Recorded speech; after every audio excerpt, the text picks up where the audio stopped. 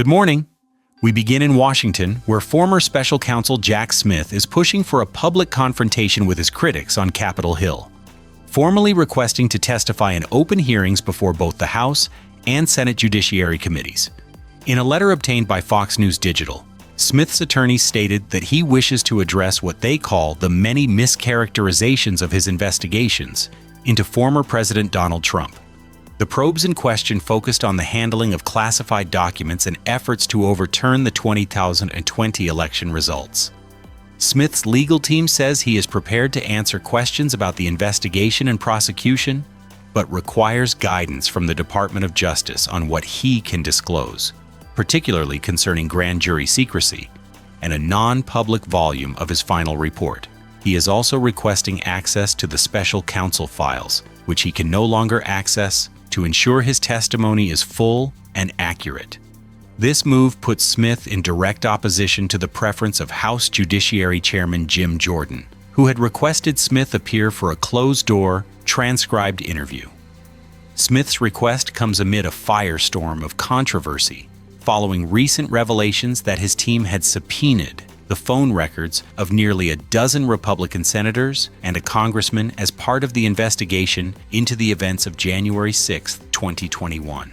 The records, collected in 2023, covered a 4-day period surrounding the Capitol riot and allowed investigators to see call logs and location data. Lawmakers whose records were obtained include Senators Lindsey Graham, Marsha Blackburn, and Josh Hawley. In response to outrage from Senate Republicans, led by Chuck Grassley, Smith defended the move as entirely proper and narrowly tailored. He maintains that he steadfastly adhered to legal standards and Justice Department guidelines throughout his investigations, which cost taxpayers over $50 million. Now, with his request for a public hearing, Smith appears determined to defend his work and reputation in the full view of the American public, setting the stage for a high-stakes political showdown. Meanwhile, the White House is turning its focus to foreign policy, with President Trump set to depart tonight for a significant tour of Asia.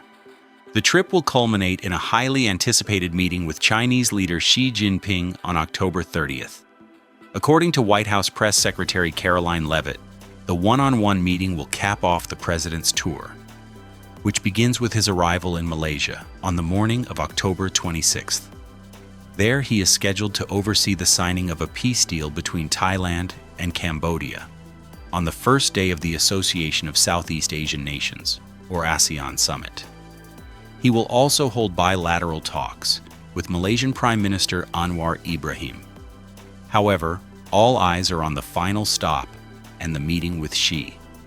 The agenda is packed with contentious issues that have defined the complex relationship between the two global powers.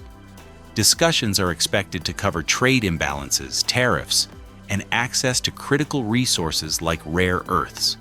But one issue has been elevated to the top of the president's list: the flow of illicit fentanyl into the United States. President Trump confirmed yesterday that his administration believes China is actively smuggling the deadly opioid into the U.S. by routing it through Venezuela, a tactic designed to bypass American and Mexican law enforcement controls. The first question I'm going to be asking them about is fentanyl, the president told reporters. He noted that a 20% tariff is already in place on Chinese goods, specifically because of the fentanyl issue. He also issued a stark warning, stating that if a broader deal is not reached, those tariffs will increase by an additional 100% on November 1st. The president expressed confidence that such a steep hike would make the smuggling operation unsustainable for Beijing. This direct confrontation over fentanyl trafficking adds another layer of tension to a meeting already fraught with economic and geopolitical significance. While the administration prepares for delicate diplomacy with China, it is taking a much harder line with Russia. The United States has imposed sweeping new sanctions on Russia's two largest oil companies, Rosneft and Lukoil, in a direct strike against the Kremlin's primary source of revenue. The U.S. Treasury Department announced the measures on Wednesday, which also target nearly 36 subsidiaries of the energy giants. This marks the first major economic punishment levied against Moscow by President Trump since he began his second term. The administration has stated the sanctions are a direct response to what it perceives as Moscow's unwillingness to pause the fighting in Ukraine. The stated goal is to apply significant financial pressure on the Kremlin to bring both Russia and Ukraine to the negotiating table and agree to a ceasefire along the current front lines. The reaction from Moscow was swift and furious.